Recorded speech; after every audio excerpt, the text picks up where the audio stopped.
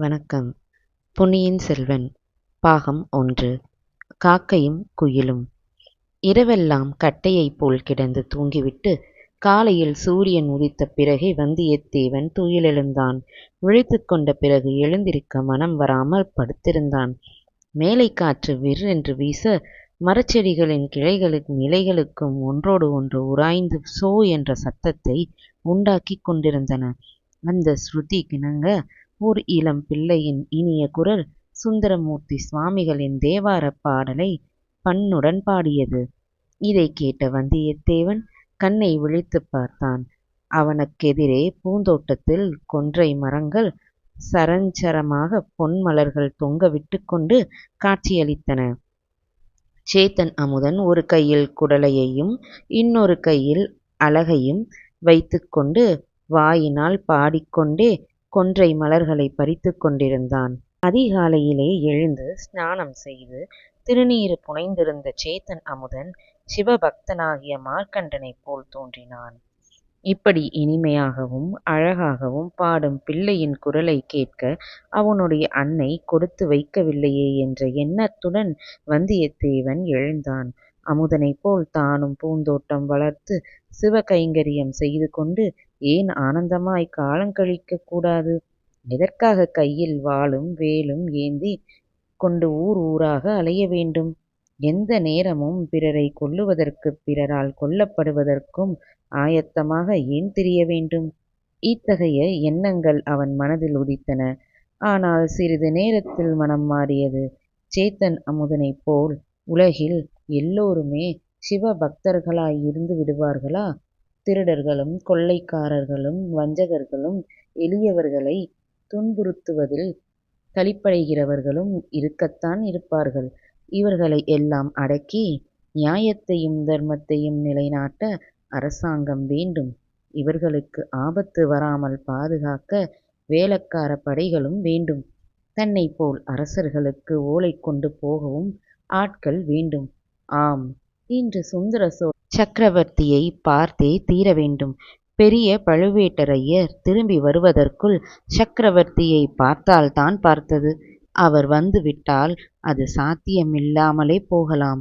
பூந்தோட்டத்துக்கு பக்கத்தில் இருந்த தாமரை குளத்தில் குளித்து விட்டு வந்த வல்லவரையன் ஆடை ஆபரணங்கள் அணிந்து தன்னை நன்றாக அலங்கரித்துக் கொண்டான். சக்கரவர்த்தியை தரிசனம் செய்ய போகும்போது சாதாரணமாக போகலாமா? இதற்காகத்தான் அலங்கரித்துக் கொண்டானா? அல்லது பழுவூர் இளைய ராணியை அன்று மீண்டும் பார்க்கப் போகிறோம் என்கிற எண்ணமும் அவன் மனதிற்குள் இருந்ததா என்று நாம் சொல்ல முடியாது. காலை உணவுக்குப் பிறகு சேத்தன் அமுதன் உச்சிவேளை பூஜை கைங்கரியத்துக்கு பூக்குடலையுடன் கிளம்ப வந்தியத்தேவன் சக்கரவர்த்தியின் தரிசனத்துக்காக புறப்பட்டான். இருவரும் நடந்தே சென்றார்கள். கோட்டைக்குள் குதிரையை கொண்டு போக வேண்டாம் என்று வல்லவரையன் முன்னமே தீர்மானித்திருந்தான். குதிரை நன்றாக இளைப்பாற அவகாசம் கொடுத்து அவசியம். சீக்கிரத்தில் அக்குதிரையை தான் துரித பிரயாணத்துக்கு உபயோகப்படுத்த வேண்டலா வரலாம். யார் கண்டது? எப்படியானாலும் அது இங்கே இருப்பதுதான் நல்லது. கோட்டை வாசல் போய் சேரும் வரையில் அமுதனுடன் பேச்சு கொடுத்து இன்னும் சில விவரங்களை தெரிந்து கொண்டான். உன் அன்னையைத் தவிர உனக்கு வேறு உற்றார் உறவினர் யாரும் கிடையாதா என்று வல்லவரையன் கேட்பதற்கு அமுதன் கூறியதாவது: இருக்கிறார்கள். என் அன்னையுடன் கூட பிறந்த ஒரு தமக்கையும் தமையனும் உண்டு. தமக்கை காலமாகிவிட்டால் தமையனார் கொடிக்கரை குழகர் கோயிலில் புஷ்ப கைங்கரியம் செய்கிறார். அத்துடன் இரவு நேரங்களில் கலங்கரை விளக்கத்தில் தீபமேற்றி பாதுகாக்கும் பணியும் செய்து வருகிறார். அவருக்கு ஒரு புதல்வனும் புதல்வியும் உண்டு. புதல்வி என்று நிறுத்தினான். புதல்விக்கென்ன? ஒன்றுமில்லை. எங்கள் குடும்பத்திலேயே ஒரு விசித்திரம். சிலர் ஊமையாக பிறப்பார்கள். மற்றவர்கள் இனிய குரல் படைத்திருப்பார்கள். நன்றாய் பாடுவார்கள். உன் மாமனின் மகள் ஊமை இல்லையே என்றான் வந்தியத்தேவன். இல்லை இல்லை. அப்படியானால் நன்றாய் பாடக்கூடியவள் என்று சொல். உன்னை காட்டிலும் நன்றாய் பாடுவாளா? அழகாயிருக்கிறது உங்கள் கேள்வி. குயில் காக்கையை விட நன்றாய் பாடுமா என்று கேட்டது போல் இருக்கிறது. பூங்குழலி பாடினால் சமுத்திரராஜா அலையெறிந்து ஓசை செய்வதை நிறுத்திவிட்டு அமைதியாக கேட்பார். ஆடு மாடுகளும் காட்டு மிருகங்களும் மெய்மறந்து நிற்கும். உன் மாமன் மகளின் பெயர் பூங்குழலியா? அழகான பெயர். பெயர் மட்டும்தானா அழகு? அவளும் அழகியாத்தான் இருக்க வேண்டும். இல்லாவிட்டால் நீ இவ்வளவு பரவசம் அடைவாயா? மானும் மயிலும் அவளிடம் அழகுக்கு பிச்சை கேட்க வேண்டும். ரதியும் இந்திராணியும் அவளைப் போல் அழகியாவதற்கு பல ஜென்மங்கள் தவம் செய்ய வேண்டும்.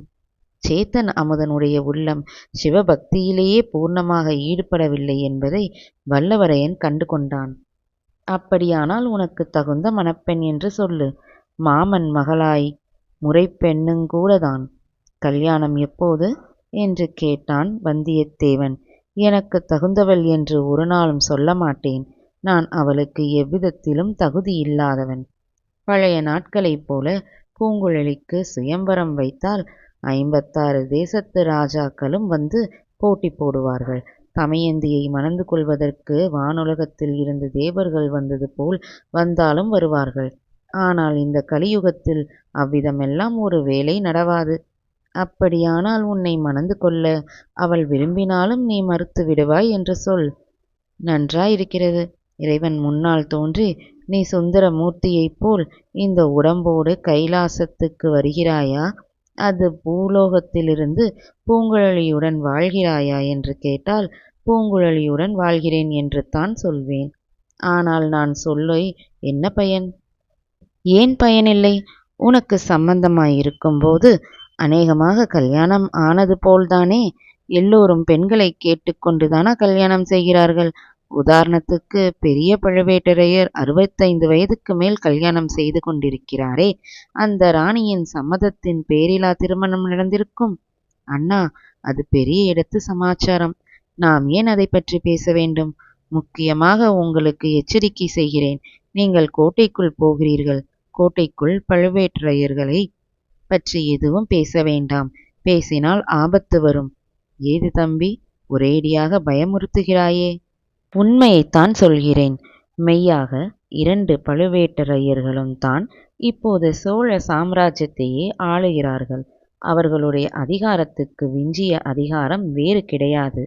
சக்கரவர்த்திக்கு கூடவா அவர்களை விட அதிகாரமில்லை? சக்கரவர்த்தி நோய்வாய்ப்பட்டு கிடக்கிறார். பழுவூர்க்காரர்கள் போட்டு கோட்டை அவர் தாண்டு விடுவதில்லை என்று ஜனங்கள் சொல்கிறார்கள். அவருடைய சொந்த புதல்வர்களை கூட பேச்சு கூட காதில் ஏறுவதில்லை என்கிறார்கள். அப்படியா சமாச்சாரம்? பழுவேட்டரையர்களுடைய செல்வாக்கு அபாரமாய்த்தான் இருக்க வேண்டும். 2 வருஷத்துக்கு முன்னால் அவர்களுக்கு இத்தனை செல்வாக்கு இல்லையல்லவா? இல்லை. அதிலும் சக்கரவர்த்தி தஞ்சைக்கு வந்த பிறகு பழுவேட்டரையர்களுடைய அதிகாரம் எல்லையில்லாமல் போய்விட்டது. அவர்களை தட்டி பேசுவதற்கே யாரும் கிடையாது.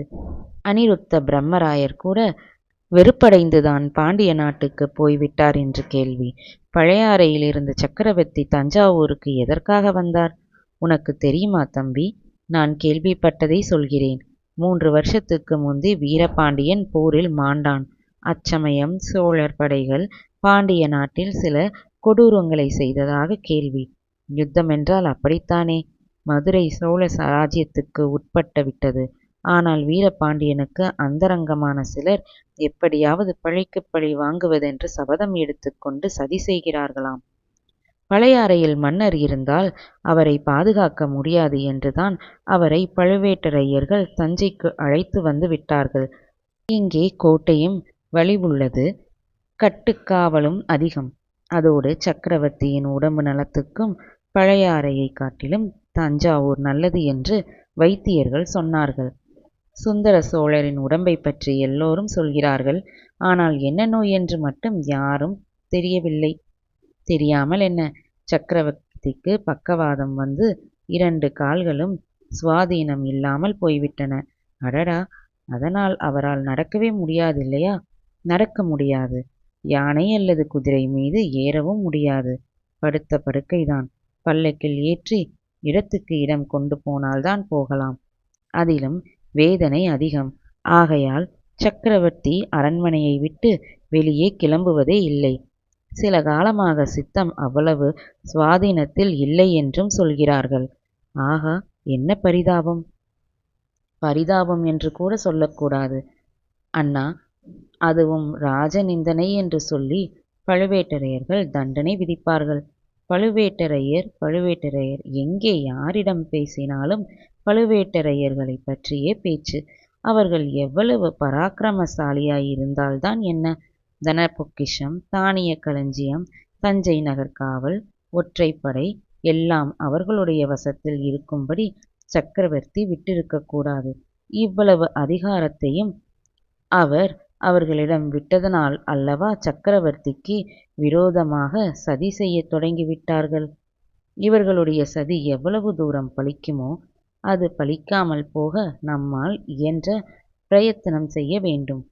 சந்தர்ப்பம் கிடைத்தால் சக்கரவர்த்திக்கு எச்சரிக்கை செய்து வைக்க வேண்டும். இதற்குள் கோட்டை வாசல் வந்துவிட்டது. சேத்தன் அமுதன் தனது புதிய நண்பனை பிரிந்து தளிக்குளத்தார் ஆலயத்தை நோக்கி சென்றான். வந்தியத்தேவனோ எத்தனையோ மனக்கோட்டைகளுடன் அந்த கோட்டை வாசலை நெருங்கினான். நன்றி.